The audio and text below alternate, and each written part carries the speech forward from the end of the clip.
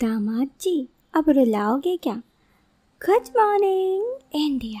दोस्तों नमस्कार। दोस्तों, हमारे चैनल की कहानियाँ रोज़ाना सुनते रहने के लिए आप हमारे चैनल को सब्सक्राइब कर सकते हैं। साथ ही अगर आपको ये वीडियो पसंद आए तो आप इस वीडियो को लाइक ज़रूर करें। चलो दोस्तों, अब शुरू करते हैं आज की इस कहानी को। साथ ही एक और बात, इस कहानी को सुनते वक्त आप चाहो तो ईयरफोन या फिर हेडफोन का उपयोग कर सकते हो, जिससे आपको इस कहानी की ऑडियो क्वालिटी पसंद आएगी। चलिए अब इस कहानी को शुरू करते हैं। अंशुमन की सास अंशुमन से बड़े ही मीठे मीठे बात कर रही थी। उसे कह रही थी, दामाद जी, मैं तो आपसे कब पे देखती हूँ, आपका व्यवहार बहुत अच्छा है, लेकिन आप मेरी तरफ देखते ही नहीं। क्या अब आप मुझे रुलाओगे क्या? ये बोलते ही अंशुमान अपनी सास की तरफ मुड़ी, जो कि उसके सौतेली सास थी, और देखी तो उनकी आंखों में एक अलग ही बात थी, जिससे अंशुमन शॉक्ड हो गया। आखिर ये कहना क्या चाहती है? अंशुमन इस सोच में डूब ही रहा था कि तुरंत मीरा आकर अंशुमन को कही, अंशुमन क्या हुआ? अंशुमन, जो कि 6 फीट लंबा, हट्टा कट्टा, सांवला रंग, लेकिन शरीर की आकार बहुत ही अच्छी शख्स था। मीरा उसकी धर्म पत्नी, जो कि अभी 23 साल की थी। अगर उसके रूप रंग की बात करें तो वो भी काफ़ी कोड़ी थी। हाइट यही 5 फीट 3 इंच, और सलवार सूट में बड़ी खूब लगती। सर पे हल्का सा दुपट्टा रखती, कभी एक टीका, और हाथों में कंगन उसके रूप को 4 चांद लगा देती थी। अंशुमन और मीरा अभी मीरा के ननिहाल आए हुए थे। मीरा की अपनी मम्मी की मौत कई साल पहले हो चुका था। इधर मीरा के पिता ने जब वो 50 साल के थे, मीरा उस वक्त खुद 17-18 साल की होंगी, तब एक औरत से शादी करके आए थे, जो कि मीरा की सौतेली माँ। उस वक्त उनकी उम्र यही करीब 25-26 साल होंगी, और उसे घर ले आए थे। मीरा को अपनी सौतेली माँ से पहले से ही लगाव उतना ना था। वो अपने पिता से बहुत प्यार करती थी, और अपने पिता की खुशी के लिए वो अपने सौतेली माँ को भी अपनाती, और ऐसे ही उसकी ज़िंदगी आगे बढ़ने लगी। फिर जब आगे थोड़ी और उम्र हुई तो मीरा के पिता अक्सर बीमार ही रहते, बेड पर ही रहते। इधर उसकी सौतेली माँ की उम्र अभी करीब 30 साल ही हुई होगी। मीरा की उम्र भी काफ़ी हो गई, तो मीरा के 23 साल में उसकी शादी हो गई। शादी के बाद मीरा की ज़िंदगी बदल गई।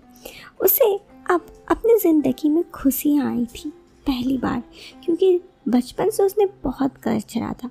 उसके पति अंशुमन उसे बड़े ही प्यार करते, हर बात मानते। अभी भी मीरा के ही जिद पे अंशुमन उसे उसके ससुराल से मायके लेकर आया था। अंशुमन एक सरकारी दफ्तर में नौकरी करता, अच्छे पैसे कौड़ी भी थे, और यहाँ पर रहने के लिए खुद का फ्लैट भी था। मीरा के ननिहाल से मीरा के पति का फ्लैट कार में बस 1 घंटे का रास्ता था।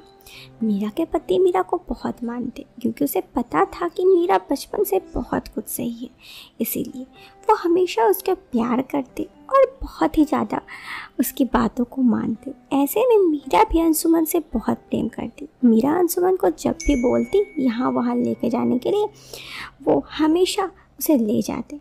ऐसे ही काफ़ी दिन गुजर गए, और इन काफ़ी दिनों में मीरा अंशुमन के साथ अपनी ज़िंदगी में आगे बढ़ गई थी। अब उसे पहले के जितना दुख दर्द नहीं था, अब वो ज़िंदगी में खुश थी। ऐसे में एक दफ़ा मीरा के पिता, क्योंकि अक्सर बीमार ही रहते और बेड पे रहते, तो हमेशा मीरा उनसे हर महीने एक बार आके मुलाकात ज़रूर करती। इस बार भी अंशुमन को मीरा ने 2 दिन से कह रही थी कि मुझे जाना है ननिहाल। अंशुमन को समय नहीं मिल रहा था। ऐसे में जैसे ही समय मिला, अंशुमन मीरा को ले गया, और लेके जाते ही मीरा से कहा कि जाओ मिल लो।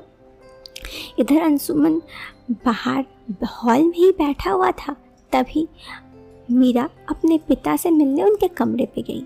अंशुमन खड़ा ही था, तभी उसकी सासू माँ, सौतेली सास, जिसकी उम्र अभी करीब 30 साल थी, अंशुमन की उम्र भी एकदम हम उम्र के ही दोनों थे। गौरतलब है कि उनकी शादी तो 25 साल में हो गई थी। मीरा के सौतेली माँ, जिसका नाम रूपा था, उसकी शादी जब हुई थी 25 साल में, तो उसके पति से उसे प्रेम था। लेकिन जैसे उनके पति दिन भर बेड पे रहते, उनके दिल की कोई भी इच्छा पूरी नहीं होती। उनके दिल में बहुत सारे अरमान रहते, लेकिन क्योंकि उनका भी उम्र ज़्यादा ना था, लेकिन उनके शौक़ पूरे नहीं होते। ऐसे में अक्सर वो बस ये सोचती कि कोई उसे ज़िंदगी में ऐसा मिले जिसके साथ वो प्रेमी की तरह रहे, उसके हर शौक़ पूरे हो, क्योंकि उसे पता था कि उसके पति से उसके शौक़ पूरे ना होते। ऐसे में जब भी वो अंशुमन को देखती, उनके दिल में कुछ और ही दास्तां थी। वो कहना तो चाहती अंशुमन से, लेकिन कह ना पाती। इस दिन अंशुमन को देखकर उसके दिल में बुझी बात आज फिर जाग गई। वो फिर से जाकर अंशुमन के पास गई और अंशुमन से थोड़े मीठे मीठे बातें करने लगी। और अंशुमन, कैसे हो? मैं तो बहुत अच्छा हूँ, आप कैसी हैं? बस चल रही है ज़िंदगी। और बताओ, ज़िंदगी में खुश हो ना? मीरा तुम्हें खुश रखती है ना? क्या? अंशुमन ने कहा तो उसने कहा, हाँ, मीरा खाना वाना बना के देती है सही समय पे, सब कुछ। अगर दिक्कत हो तो मेरे पास आ सकते हो, मैं तुम्हें हर चीज़ की खुशी दूंगा। ये सब बात जैसे ही रूपा ने कहा, अंशुमन सारी बातें, जिसके पीछे का अर्थ क्या था, समझ गया। क्योंकि अंशुमन ने कई बार उनसे दूरी बनाने की कोशिश की थी। मीरा से ये सारी बात उन्होंने कहा तो नहीं था, लेकिन अक्सर कोशिश करता कि वो दूरी बना कर रहता। ऐसे में वो आगे बोला, हाँ, सब कुछ सही है, ज़िंदगी एकदम मेरा है ही इतनी अच्छी कि मेरा काफ़ी ख्याल रखती है। इस पर तुरंत रूपा ने कहा, यानी मीरा के सौतेली माँ ने, वैसे आप भी कुछ खराब नहीं है। मीरा तो अक्सर आपका बहुत तारीफ़ करती, आप भी उसे बहुत खुश रखते। कभी हमें भी खुशी दीजिए, हम भी ज़िंदगी में काफ़ी अकेले हैं। अंशुमन साफ तौर पे समझ रहा था कि रूपा कहना क्या चाहती है। उसने कहा कि क्या? तो उसने कहा, कुछ नहीं, बस आप भी कभी आइए, कभी हमें भी घुमाने ले जाइए। वैसे भी हम तो अक्सर घर ही पे रहते।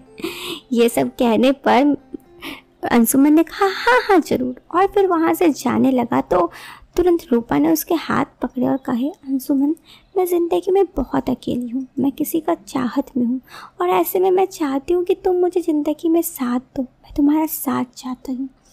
ये बात सुनते ही अंशुमन जैसे चौंक गया। उसे विश्वास नहीं हो रहा था कि रूपा सामने से ये बोलेगी। उसने तुरंत कहा, मैं आपकी बात समझ सकता हूँ, लेकिन रूपा मेरी पत्नी है, मैं उसे धोखा नहीं देना चाहता। मैं उसे काफ़ी प्यार करता हूँ, और अगर आप ऐसा है तो मैं आपकी ज़रूर मदद कर सकता हूँ, ये मीरा को ये सब बात बता के कि उसे आपको भी ज़िंदगी में कोई चाहिए, ये सब। उसने तुरंत रूपा ने कहा, नहीं नहीं, मीरा को बताने की ज़रूरत नहीं है। तो अंशुमन ने कहा, आप मुझसे जो चाहती है वो मैं आपको नहीं दे सकता। सीधी तौर पे मैं आपको कह दूँ, मैं मीरा से बहुत प्यार करता हूँ। अब रूपा को अपनी गलती की एहसास हो चुकी थी। वो समझ गया था कि उसे बताना ही नहीं चाहिए था ये सब बात। उसने आगे कहा कि हाँ दामाद जी, मैं समझ गई, मुझे अब रुलाओगे क्या इतना बोलकर? मैं समझ गई, गलती मेरी है, बस मीरा को कुछ मत बोलना। अंशुमन ने कहा, नहीं नहीं, मैं कुछ नहीं बोलूँगा। तब तक में मीरा आ गई। मीरा अपने पिता से भी भेंट कर चुकी थी, शाम भी हो रही थी, तो वो कही कि चलो अंशुमन। मीरा और अंशुमन कार से चले गए, और रूपा सोचते रही कि पति हो तो ऐसा, सामने से भी कोई स्त्री उसे आकर्षक करने का कोशिश करे, लेकिन अपने पत्नी के प्रेम में डूबे हुए सबको ना कह दे। बस रूपा यही कह रही थी, सोच रही थी, और उसे अपनी गलती की भी एहसास थी। दोस्तों, कहानी ख़त्म हो गई। कैसी लगी आपको कहानी?